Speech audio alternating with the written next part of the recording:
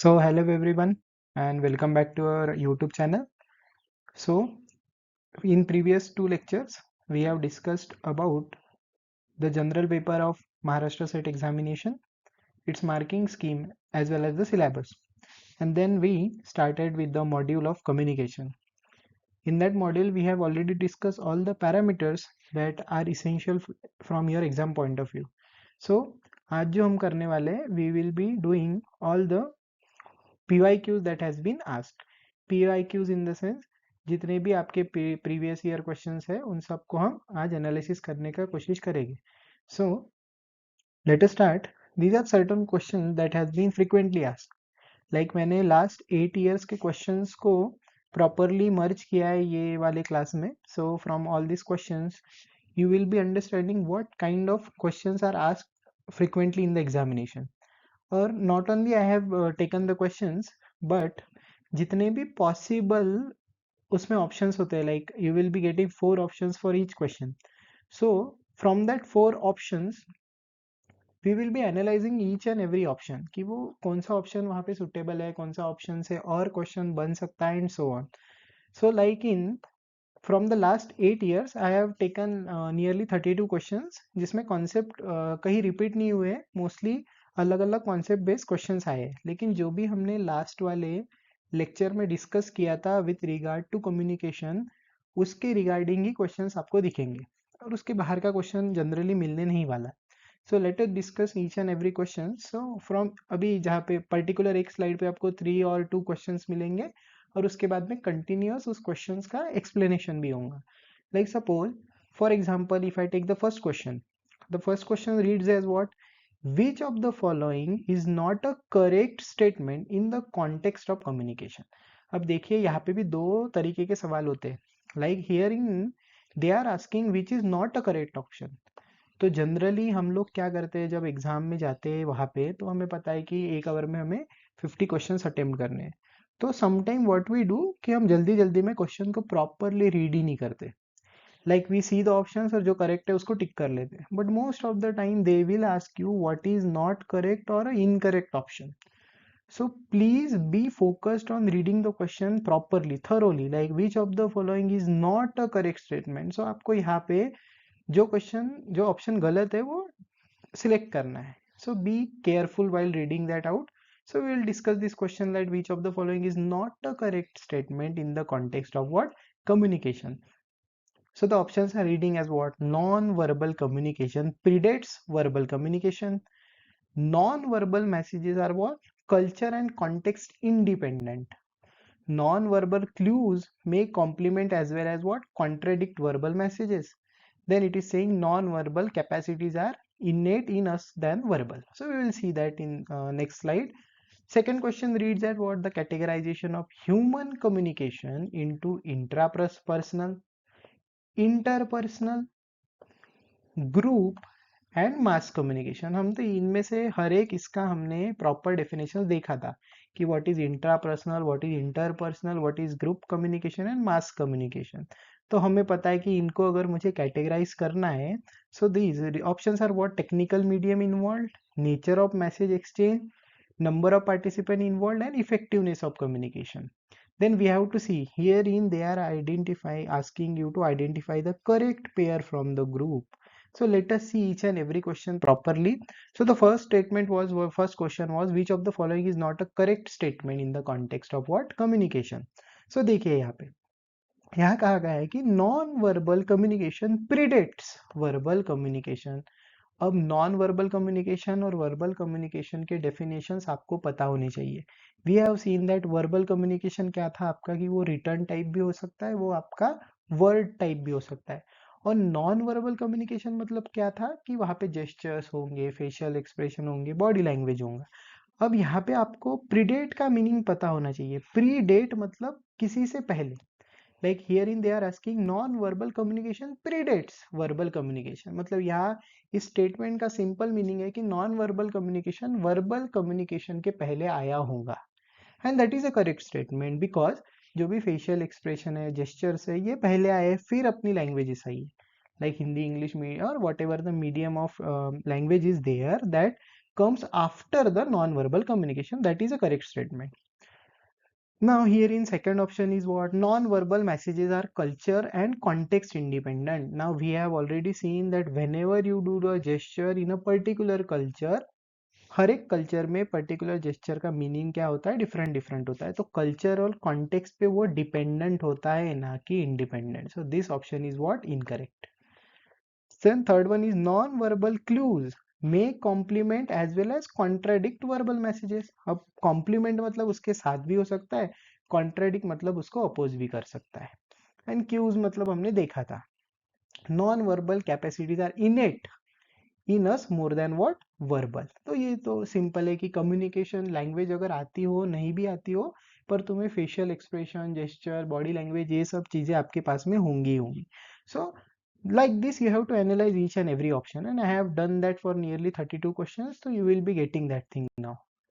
See, the next question is what? The categorization of human communication into C: intrapersonal, interpersonal, group and mass communication is based on what? अभी मुझे पता है कि intrapersonal मतलब सिर्फ मैं खुद के साथ बात करूंगा, इंटरपर्सनल मतलब दो लोगों के साथ या दो से ज्यादा, ग्रुप कम्युनिकेशन मतलब एक ही लेवल के बहुत सारे लोग मेरे पास हो सकते हैं, मास कम्युनिकेशन मतलब क्या है? जो मीडिया है मेरे पास में, like suppose if I am delivering a news, वो न्यूज बहुत से लोगों तक पहुंचेंगे, like Instagram, Facebook and so on. तो that comes under what? Mass communication. तो ये सब की सब चीजें किस पे डिपेंडेंट है? It is dependent on what? This will be definitely dependent on the number of participants. This is dependent on what? Number of participants. It is not dependent on anything like technical medium involved in communication. कोई भी technical medium हो सकता है, message हो सकता है, call हो सकता है, या न्यूज हो सकती है. Secondly, nature of messages exchange, ये तो डिपेंडेंसी नहीं हुई कि मैं कोई भी बात कर सकता हूँ, like interpersonal, intrapersonal, group and mass communication में. Third one is what? It is dependent on number of participant involved. So your option number 3 will be what? Correct. So what you have to basically do कि जितने भी options होते हैं ना, उनको properly analyse कीजिए PYQs में. तो उसमें से आपको क्वेश्चंस दिखेंगे ना, लाइक सपोज यहाँ पे मैं नंबर ऑफ पार्टिसिपेंट वाला क्वेश्चन यहाँ बन गया है. So when you move towards another thing, you will see a same kind of question. We will see that. So remember, intrapersonal मतलब one person, interpersonal मतलब दो person, group मतलब number of persons, और mass media और mass communication मतलब बहुत सारे लोग, widespread audience will be there. And let us move to the third question. So we have to now identify a correct pair. So teaching in classroom and group communication, ये मैंने class में बहुत stress देके आपको पढ़ाया था कि teaching in classroom can be a group communication. Okay, so a teacher involves a classroom involves a teacher and many students, so that is termed as what? Your group communication. So this is an correct pair. Now if I move to second one, so evaluating answer sheet. अब evaluation अगर मुझे answer sheet का करना है तो that ऐसा वो तो कम्युनिकेशन ही नहीं है पहली बात तो, क्योंकि evaluation is I am doing the evaluation, मेरे पास में कोई आंसर शीट है, मैं उसको सॉल्व मतलब चेक आउट कर रहा हूँ. So that is not a communication in the sense, generally it is not a communication. So teaching with power point, अभी हम teaching in power point mass communication तो हो नहीं सकता. लाइक मैं कोई न्यूज़ चैनल पे जाके अपनी पीपीटी तो लगा नहीं दूंगा, या कोई भी टीवी पे जाके या इंटरनेट पे मैं पीपीटी को बहुत सारे लाखों लोगों के साथ तो शेयर नहीं कर सकता हूँ. तो that is not a, again teaching with power point is not a mass communication, it can be rather a group communication. So here I have written that this is typically a what? A group communication unless broadcast widely. बहुत सारे जगह पे. Debating in classroom, it is not a phatic communication. Debate करना मतलब फैटिक communication नहीं हो सकता. Debate करना है, फैटिक कम्युनिकेशन क्या था? हाय हेलो ऐसे जोर जोर से अपने 10-12 दोस्तों को आपने बोला, तो that will be a phatic communication. So teaching in classroom, that is a group communication. Let us move to next question. these are again question. I will read out the question फिर explain करता हूँ. like the perspective that communication is essentially a meaning making process logically implies that. तो we'll see कि communication meaning making process हो सकता है, तो उसका proper importance क्या है. फिर यहाँ पे एक क्वेश्चन आया जो important है कि Dennis McQuail defines communication as a process which increases what? Commonality, but also requires elements of commonality for it to occur at all. Which of the following cannot be a logical, reasonable inference of this definition? So we will see that. Now, in the context of computer-generated text, identify the odd non-verbal clue. हमें कौन सा clue identify करना है? We have to identify a non verbal clue. So we will see each and every question now. So fourth question reads that the perspective that a communication is essential is a meaning making process logically implies that what? See, हमने देखा था कि communication अगर हमें करना है तो क्या जरूरत था? हमारे पास sender was there, message was there, channel will be there और बाद में feedback भी हो सकता है. अगर मैसेज को मैं इनकोड कर रहा हूँ तो जो भी रिसीवर रहेगा उसने उसको क्या करना चाहिए? डिकोड करना चाहिए. सो मीनिंगफुल प्रोसेस कब होंगी? जब मैं कोई मैसेज आपको दे रहा हूँ और वो मैसेज आप रिसीव कर रहे हो, रिसीव करने के बाद उसको समझ लिया. In that case the communication will be what? A meaning making process. तो सेंडर मोर इम्पोर्टेंट है, ठीक है, सेंडर तो रहेगा ही रहेगा. मीडियम भी इम्पोर्टेंट है, ओके, ट्रांसमिशन भी इम्पोर्टेंट है, बट जब तक मैं उसको डिकोड नहीं करूंगा तो वो मैसेज को कोई मीनिंग रहेगा नहीं. So communication is what? Essentially meaning making process which implies that decoding is very important. Okay, so until or unless a message is decoded तो उसका उतना मीनिंग नहीं हो सकता. So let us move to next one now. Now this is one of the basic definition, like कि Dennis McWill defines communication as a process which increases commonality but also requires elements of commonality for it to occur at all. So from this you can see communication depends on what? Culture located at various level. और ये पता है हम लोगों को कि अलग अलग कल्चर में आप अलग अलग टाइप से कम्युनिकेट कर सकते हो. So communication depends on what? Culture located at various levels. Second is sender is more important for the process of communication. नहीं, हमने अभी देखा था कि डिकोडिंग ज्यादा इंपॉर्टेंट होती है as compare to other things. Again third one is what? Communication introduces change in sender and receiver. Okay, communication creates a shared symbolic environment. So this you have to remember that for this sender is more important for the process of communication. This is not at all a, cannot be a logical reasonable inference. So let us move to sixth question. Now see, this is very simple. You have already seen in the context of computer generated text, identify the odd non-verbal clue. हमें odd non-verbal clue पता होना चाहिए. तो आपको पता है कि bold, italic और underline, this is definitely present in your computer generated text. So emoticon is a odd one. Emoticon मतलब आपने वो देखा होगा कि the emojis अपन जो बनाते हैं इस तरीके का, that is emoticon. Again comma, ये अलग अलग तरीके का होगा, कॉमास वगैरह दे सकते हैं, डॉट्स वगैरह, double inverted comma and so on. So this can become under a category of what? Emoticon. So see bold, italic, underline are what? Typographical non verbal modification. Emoticons while non-verbal are what? Graphic representation of emotions. These are what? Graphic representation of emotions. So remember, अब अभी तक आपने 6 सवाल देखे, तो 6 भी सवाल में आपने देखा होगा कि मोर देन 30% और 40% क्वेश्चंस में उन्होंने नेगेटिव चीजें पूछी है, लाइक ऑड वन पूछ लिया, या फिर नॉट अ करेक्ट स्टेटमेंट पूछ लिया, या नॉट अ करेक्ट वर्ड पूछ लिया. So remember how you have to analyse the question. So in the next let us see this 7th 8th and 9th question. तो आप क्लास को stop करके, pause करके भी इसको अटेम्प्ट कर सकते हैं, and then you can see the explanations. So let us do. So see, from the perspective of an advertiser, what is the ultimate criteria of success of advertisement as a communication?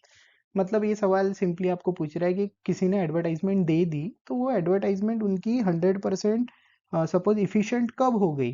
So we have to analyze that. Now the ad is remembered by a large general public. See, अब generally ये वाला अगर आपने option देख लिया ना, तो आप इसको टिक कर दोगे कि मतलब एक ऐड बहुत ज़्यादा फेमस हो गई, तो वो फेमस कब होंगी? जब उसको बहुत से लोग याद कर रहे हैं. लेकिन वो भी दो तरीके से याद कर सकते हैं, लाइक ऐड बहुत अच्छी होंगी या ऐड में कुछ बहुत ही गलत होगा. So you cannot interpret from this option whether this is good और नॉट, कि ad is remembered by large number general public. Second option क्या बोलता है कि the ad is accepted and internalised by target group. मतलब बहुत सारे लोगों ने ऐड को एक्सेप्ट करके उसको इंटरनलाइज कर दिया and make them famous. So that will be a proper authentic reason. तो थर्ड वन क्यों नहीं रह सकता कि ad is aesthetically liked by large general public? Aesthetically मतलब पर्टिकुलर सेट ऑफ पीपल ही उसको पसंद करेंगे, बाकी के लोग पसंद नहीं करेंगे। Like suppose for a example, कोई ए वाले प्रोडक्ट ने ऐड लॉन्च कर दी, तो वो ए प्रोडक्ट को जितने लोग पसंद करते हैं बस उसे वही पसंद करेंगे, बाकी के लोग सबके सब क्या करेंगे, उसको ना पसंद करेंगे। तो you can see whether the ad is famous और not, and the ad is discussed by the target group. अब टारगेट ग्रुप कोई भी हो सकता है, अगर किसी को नीचे गिराने की कोशिश कर रहे होंगे तो उनको टारगेट करते ही रहेंगे। So the option B will be the correct option. Now see, what is eighth one? A target who considers knowledge as existing primarily in the students ability to interpret generally tends to emphasize more on one. Teacher को पता है कि knowledge existing primarily है student में, तो वो क्या करेंगे, अगर उस मान के चलो कि आपको कम्युनिकेशन के बारे में बहुत सी चीजें पता है, तो मैं ज्यादा पावरफुल लेक्चर नहीं भी दूंगा तो भी आप क्लियर कट उसको समझ लोगे। मैंने इन्फॉर्मेशन ट्रांसमिट भी नहीं की तो भी आप उसको समझ लोगे। प्रेजेंटेशन ज़्यादा नहीं दिया तो भी आप कम्युनिकेशन को समझ लोगे। लेकिन मैंने कम्युनिकेशन के बारे में बहुत से आपके साथ डिस्कशन किए, नेगोशिएशंस किए, तब जाके आपके नॉलेज को और इन डेप्थ नॉलेज मिलेगा। So discussion and negotiation will be correct. बाकी तीनों चीज अगर नहीं भी होगी, मैं आगे आपके साथ में कम्युनिकेशन के बारे में सिर्फ बातें कर रहा हूँ, है डूइंग अ प्रॉपर डिस्कशन, तो बहुत सी चीजें आपके साथ में क्या होंगी, you will see new things in that. So discussion and negotiation will be correct. Now this is one of the, again see we have seen this important points में हमने देखा था कि according to doctor Dale communication means what, sharing of experiences. तो ये थोड़ा आप ध्यान में रखना कि according to Dale the communication will be what, sharing of experience. So let us move to next questions. अभी सिंपल सिंपल क्वेश्चन है, आपको समझ में आएगा जो हमने नोट्स बनाया उसमें से क्वेश्चन आए हैं कि नहीं आए हैं। So see here, to select media to teach a lesson to class, teacher should consider objectives of the lesson, age group of student, knowledge about media to be used. अभी मुझे आपको एक प्रॉपर, सपोज फॉर एग्जांपल एक topic आपको समझा के देना है, तो सबसे पहली चीज मुझे क्या करना पड़ेगा कि एक आई हैव टू कंसिडर कि वो ऑब्जेक्टिव क्या होना चाहिए। जैसे मैंने अभी कम्युनिकेशन का एक ही लेक्चर डाला, आप मल्टीपल चैनल्स पे जाएंगे तो आपको मल्टीपल लेक्चर्स मिलेंगे, लेकिन हमने एक प्रॉपर एक ही कम्युनिकेशन के मॉड्यूल में, एक ही यूनिट में, एक ही लेक्चर में सब चीज़ें कवर करने की कोशिश की है। तो सबसे पहले मैंने क्या किया होगा कि वो लेसन के ऑब्जेक्टिव्स क्या है उसको एनालाइज किया। फिर मुझे पता चलना चाहिए कि मेरा एज ग्रुप ऑफ स्टूडेंट्स क्या है, जैसे एमएससी पास आउट है, एमएससी अपेयरिंग स्टूडेंट है। और फिर वो नॉलेज अबाउट मीडिया कि मैं कौन सा मीडिया यूज़ करने वाला हूँ। लाइक मैंने पेन और पेपर लेके भी पढ़ा सकता था, जा सकता था एक आधे क्लास में, तो 2-3 स्टूडेंट मिलते हैं, यूट्यूब पे डाल रहा होता नंबर ऑफ स्टूडेंट्स मिलेंगे। ठीक है, एक चीज। फिर क्या, मैं डायरेक्टली पढ़ा के आपको इवेल्युएट तो कर नहीं सकता। सेकेंडली, मैं मास मीडिया का यूज कर सकता हूँ like what ever I am doing, but मैं न्यूज चैनल पे जाके लेक्चर डिलीवर नहीं कर सकता। टीचिंग एड मुझे पता नहीं है, लेकिन टीचिंग मेथड मुझे पता होनी चाहिए कि मुझे ये लेक्चर कम्युनिकेशन का किस मेथड से आपको पढ़ाना है। So what will be the correct answer? The correct answer will be what, your teaching method. Now see, this is simple question. Traffic signal are example of what? अब traffic signal को आप mass communication बोल सकते हो क्या? पहले तो उस पर थिंक करो। मास कम्युनिकेशन क्या था? बहुत सारे लार्ज नंबर ऑफ लोगों को दिखना चाहिए था। ठीक है, ट्रैफिक पे ज्यादा से ज्यादा 100 200 300 लोग रहेंगे, लाखों लोग नहीं रहने वाले। वो वर्बल कम्युनिकेशन है क्या? ट्रैफिक सिग्नल पे कोई वर्ड लिखा रहता है क्या आपके पास में, या कोई लेटर लिखा रहता है क्या? नो। वन टू मेनी है क्या? अब यहाँ पे लोग हो सकते हैं कि yes, it can be a one two many one also, लेकिन वो ट्रैफिक सिग्नल कुछ बोल नहीं रहा आपके साथ में। So definitely that will be what, your non verbal one. That will be what, your non-verbal, because traffic signal do not use words or spoken languages. They use what, visual symbol like light and colors to communicate, making them a clear case of what, non-verbal communication. तो आप देखो 11 questions हुए हैं, 11 questions में basic basic definitions के ऊपर ही सवाल है। Now again when we move to another number of questions, you will see there are only what, proper logic based question है।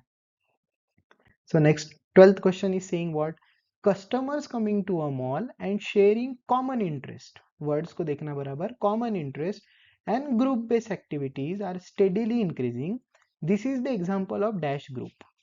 अब क्लोज ग्रुप नहीं है क्योंकि मॉल में सिर्फ एक तरीके के लोग आएंगे क्या? ऐसा तो होगा नहीं कि एक मॉल में सिर्फ स्टूडेंट्स ही चले गए, कोई भी लोग जा सकते। पीयर टू पीयर भी नहीं होगा।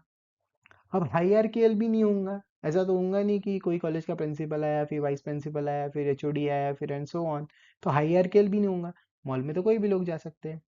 और कोई भी लोग कोई भी बातें भी कर सकते हैं, तो this will be a simply what, a open group.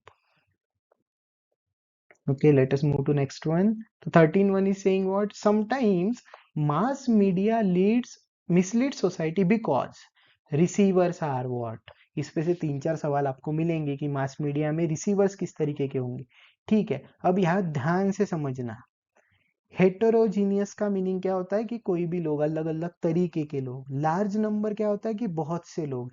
Illiterate लोग. और क्रिटिकल. अब जो रिसीवर है वो क्रिटिकल है या नहीं है ये आप जज नहीं कर सकते. वो पढ़ा लिखा है या नहीं है ये भी आप जज नहीं कर सकते. अब मुझे नहीं पता कि एक न्यूज़ चैनल की न्यूज़ 2 लोग देख रहे हैं, 200 लोग देख रहे हैं, 2000 लोग देख रहे हैं या 2 लाख लोग देख रहे हैं, तो ये भी नहीं हो सकता. लेकिन मुझे एक चीज़ 100% पता है कि जितने भी रिसीवर होंगे वो कैसे होंगे, आपके हेटेरोजीनियस होंगे. So mass media can mislead because the audience is what? Heterogeneous. Diverse background से आते हैं वो लोग. So remember this thing. Next is what? While defining communication, Miller focuses on what? Again see, Miller क्या focus करता था? Miller was focusing on the behavior change of only what? Receiver. उसको ना मैसेज से कोई लेन देन था, perception से नहीं था और सेंडर से भी नहीं था. तो एक डेफिनेशन आप थोड़ा समझ सकते हो. Remember that Miller focuses on what? Process of behavioral changes of a receiver. Now see here. This question is saying what? Serial function of sender in communication cycle follow. तो सेंडर क्या करेगा? पहले तो कलेक्ट करेगा information को, फिर formulate करेगा, encode करेगा और फिर क्या करेगा? प्रोजेक्ट. सेंडर पहले रिसीव तो करने से रहा, यहाँ पे भी रिसीविंग है, यहाँ पे भी इनकोडिंग और पहले इनकोड करके फॉर्मुलेट थोड़ी करेगा, वो तो पहले फॉर्मुलेट करके ही इनकोड करेगा. तो कभी कभार आपको ऑप्शंस को पहले कैंसिल आउट भी करना चाहिए. लाइक सेंडर में पहले रिसीविंग तो होगा नहीं, रिसीविंग वाले दोनों ऑप्शंस तो कट होने चाहिए. फिर इनकोडिंग और कलेक्शन में तो पहले इन्फॉर्मेशन कलेक्ट होंगी, फॉर्मुलेट होंगी, फिर इनकोड होंगी, फिर क्या होंगी आपके पास में? प्रोजेक्ट होंगी. Collection of information will be there, formulation of message, encoding into symbol और लैंग्वेज, और फिर क्या होगा उसका? There will be a projection. Let us move to next 3. So see, this question is simple. The components of the communication are what? Sender, message, receiver. इनके बीच में channel भी हो सकता है, and लास्ट वाला नॉइज हो सकता है. क्या नॉइज हुआ तो क्या होगा? नॉइज मतलब क्या था आपके पास में? मैसेज में कोई तो भी प्रॉब्लम्स आ गए.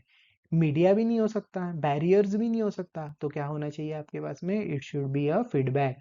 देखो जो भी सवाल है ना, उनके ऑप्शंस को प्रॉपरली एनालाइज करना सीख लो, उससे बहुत से क्वेश्चंस क्लियर हो जाएंगे आपको. तो components are what? Sender, message, receiver and क्या होना चाहिए? फीडबैक. अब ये फीडबैक इमीडिएट भी हो सकता है या फिर लेट भी हो सकता है. So now see this, यहाँ पे communication based on number of parties का question है. So see here, which of the following is one of the communication based on what? Number of parties involved. तो आपको याद होगा फॉर्मल कम्युनिकेशन हमने discussion में कहा था कि फॉर्मल कम्युनिकेशन क्या होता है? जो प्रॉपर हायरार्की के थ्रू जाता है. मतलब जैसे एचओडी को इनवाइट करना है कोई फंक्शन के लिए, तो principal will give him a particular letter, फिर वो लेटर दे के वो एचओडी वो फंक्शन में आएंगे. That is a formal communication. Horizontal communication भी हमने देखा था. What was this horizontal communication? कि एक ही लेवल के लोगों के साथ में कम्युनिकेशन हो रहा था. ठीक. और इनफॉर्मल कम्युनिकेशन क्या होगा? जहाँ पे कोई हायरार्की प्रेजेंट नहीं है. तो एक ही ऑप्शन बचा है personal communication, one two one communication में. अब फॉर्मल कम्युनिकेशन में भी बहुत से लोग हो सकते हैं. ठीक है. So which of the following is one of the communication based on number of parties? That is what your personal communication. Now 18 number question क्या कहता है कि characteristics of mass media communication are what? Large number of audiences है. ठीक है. Heterogeneous भी audiences है. ठीक. स्कैटर्ड ऑडियंसेस भी है. अब इलिटरेट ऑडियंस है, ये आप डिफाइन कर सकते हो क्या? नहीं. नॉइज डिस्टरबेंस है, डिफाइन कर सकते हो क्या? नहीं कर सकते. मीडिया पावरफुल है या नहीं, ये डिफाइन कर सकते क्या? नहीं कर सकते. लेकिन मुझे पता है कि मास मीडिया कम्युनिकेशन में कभी भी मेरे पास में डायरेक्ट फीडबैक नहीं आ सकता. So absence of direct feedback will be your correct answer. Now next two questions. So again one of the definition is there. According to Newcomb, dash is not much more important in communication cycle. तो क्या नहीं है important? Message नहीं है. हो सकता है कि सेंडर भी है, रिसीवर भी है, सब चीजें है, लेकिन मैसेज हो या ना हो, there should be a communication. So mutual understanding भी हो सकती है. So and so on. So the option is what? Message. Now next question, which of the following is the most important factors to make a communication effective? हमने बात किया था कि communication effective तभी होगा जब पता चलेगा whether that whatever the discussion we are doing it is worthy और नॉट। तो जब तक मुझे फीडबैक नहीं मिलता है तब तक कम्युनिकेशन इफेक्टिव नहीं हो सकता। तो immediate feedback should be there. Now see, supervisor in a factory orders worker and workers follow the order. This is dash type of communication. किस तरीके का कम्युनिकेशन? हॉरिजेंटल हो सकता है क्या? नहीं, बिकॉज हॉरिजेंटल में क्या होगा कि सपोज सेम लेवल के लोग होंगे, एक तो एक पूरे के पूरे सुपरवाइजर होंगे या पूरे के पूरे वर्कर्स होंगे। नॉन फॉर्मल हो सकता है क्या? नहीं हो सकता है, क्योंकि सुपरवाइजर ने वर्कर को ऑर्डर दिया है। डिस्टेंस तो हो ही नहीं सकता, तो वर्टिकली होगा। मतलब vertical in the sense it is starting from, suppose से अब वर्टिकल में भी दो अपवर्ड डाउनवर्ड हो सकता है, but it is vertical kind कि सुपरवाइजर किसे ऑर्डर कर रहा है तुम्हें? The supervisor is ordering the worker. So this is downward kind of vertical communication. Remember this thing. इस पे से और एक सवाल आया है I guess. So now inattentiveness of receiver में अफेक्ट व्हाट? अब इनअटेंटिव रिसीवर अगर इनअटेंटिव है तो सेंडर को कोई प्रॉब्लम नहीं होगी। जो मैसेज है वो तो आने ही वाला है, जो मीडिया के थ्रू आने वाला है वो तो आने ही वाला है। Only problem will be with respect to what? communication, whether it is effective or not effective. So inattentiveness of receiver may affect what? Effectiveness of communication. Now next, programs on the TV channels mislead society because, पता है आपको audience क्या होती है? Large number होती है, पर audience illiterate होती है या लिटरेट होती है ये डिस्कशन हम लोग नहीं कर सकते। सेंडर और difference in sender and receiver's perception can be there, लेकिन ऑडियंस हेटेरोजीनियस है ये कंफर्म है। तो अभी आप देखो ये वाले कॉन्सेप्ट पे 3-4 सवाल अभी तक हो चुके हैं कि मास मीडिया में जो ऑडियंस का ग्रुप है वो कैसा होगा? आपके पास में हेटेरोजीनियस होगा। Understand what kind of questions are coming. तो ऑप्शन से बहुत से क्वेश्चंस बन सकते हैं। तो audience group is what? Heterogeneous is the correct option. Now next question, in any organization information is being shared among all the members. This type of communication is what? Now see, यहाँ पे question को analyse करो। क्या कह रहा है ये question कि in any organization information is shared among all the members. अब ऑल द मेंबर्स हो गए ऑर्गेनाइजेशन में, पूरे मेंबर्स है। लाइक स्कूल कॉलेज का एग्जांपल लूँ तो कौन से मेंबर्स हो गए? Principal, vice principal, HOD, teacher, students, again whatever peons are there and so on, non teaching, सब लोगों में इंफॉर्मेशन शेयर हो रही है। इसमें कोई हायरार्की नहीं है, कोई ऑर्डर नहीं है, कुछ नहीं है। मतलब ना ये अपवर्ड काइंड ऑफ कम्युनिकेशन हो सकता है, ना ये डाउनवर्ड, ना हेलिकल वाला हो सकता है, ना कुछ। लेकिन ऑर्गेनाइजेशन के अंदर ही इंफॉर्मेशन शेयर हो रही है, तो that is what? Internal kind of communication. Remember this thing, logical है। अगर आपको हर एक कम्युनिकेशन के टाइप के डेफिनेशन पता है ना तो आप इसको इजीली समझ सकते हो। So the correct option will be what? Internal communication. Now cultural difference between sender and receiver में अफेक्ट व्हाट? मैसेज को तो अफेक्ट नहीं करेंगे, मीडिया को भी नहीं करेंगे, फीडबैक को कर सकते हैं, लेकिन mostly it will affect what? Effectiveness of the communication. तो आप देखो इफेक्टिवनेस ऑफ कम्युनिकेशन वाले ऑप्शन के 2-3 सवाल अभी तक हो चुके हैं। Remember, see, analyse it properly. Now this is again a definition that according to F.G. Mayer, communication means transfer of what? Understandable information between two person. तो हमने डॉक्टर डेविल वाला भी डेफिनेशन देखा था। डॉक्टर डेविल वाले में भी एक particular kind of information share होती थी, मिलर वाले में पर्टिकुलर और मेयर वाले में भी। सो write down these definitions also, that according to what? F.G. Mayer, it is the transfer of understandable information between two people. अब ये सवाल पे ना थोड़ा कॉन्ट्राडिक्शन है कि इफेक्टिवनेस में be shown by dash equation. ये एमएस मतलब मैसेज, सेंडर का मैसेज माइनस रिसीवर का message equal to 0 and so on. तो इसके ना I think there can be a contradiction to this question.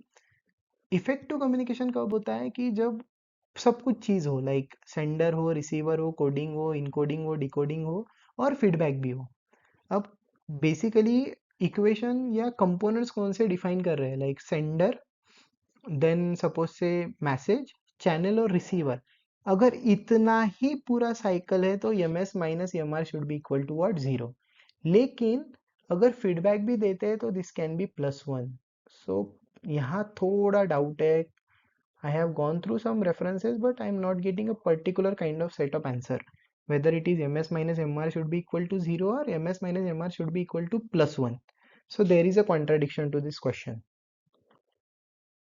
Now next question is, the elements which badly affect the effectiveness of communication is called what? Badly affect और negatively तो इसमें दो options हो सकते हैं, एक feedback एंड नॉइस. लेकिन feedback अगर अच्छा होता है तो इफेक्टिवनेस होंगी होंगी कम्युनिकेशन में. प्रोजेक्शन और मैसेज का तो कोई इशू नहीं है. So you can choose an option as what? Noise. Noise refers to disturbance that interferes with the transmission or understanding of a message. Now next question, which of the following messages is less likely to be misunderstood or misinterpreted due to cultural or linguistic background of the receiver of the message? ठीक है, अभी नहीं, मुझे नहीं पता कि किस kind of cultural और लिंग्विस्टिक बैकग्राउंड रिसीवर का है. तो रिटर्न वर्ड्स वाला मुझे नहीं पता. लाइक मैंने मराठी में पूरा मैसेज लिख के दे दिया और आगे वाले को मराठी नहीं आती तो उसे नहीं समझेगा. स्पोकन वर्ड में भी हो सकता है. Message full of body gesture भी हो सकता है. लेकिन आइकॉनिक साइन में मिसअंडरस्टूड होने की पॉसिबिलिटी ज़्यादा होती है. लाइक आइकॉनिक साइन अगर मैंने करके दे दिया एक आधा, तो कोई कल्चर में किसी आइकॉनिक साइन को अलग इंपॉर्टेंस होगा, कोई कल्चर में आइकॉनिक साइन को कोई अलग इंपॉर्टेंस होगा. तो this is what is less likely to be misunderstood, that is message full of what? Iconic signs. So next question, in the context of contemporary digital parlance, what are the following symbols collectively called? इसे क्या बोलते हैं? तो emoticons बोलते हैं. Emoji मतलब smileys वगैरह हो गया. इमोटिकॉन्स और this smileys are again different, stickers are different. ये सब चीजें तो आपको बड़े अच्छे से पता होंगी कि इमोजी, इमोटिकॉन्स, स्माइलीज और स्टिकर्स क्या होते हैं. तो ये सवाल तो किसी का गलत होना ही नहीं चाहिए. So these are last two questions. So in the context of what?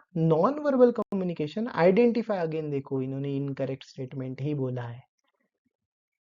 Again they are asking only what? Incorrect statement. So you should go through this question. And last one also, like which of the following is facilitated much more in a communicative situation wherein teacher and student are sitting together in a circular manner facing each other. सबके सब teacher और student एक साथ बैठे हैं, circle में बैठे हैं, तो that will be definitely a level of interaction between them.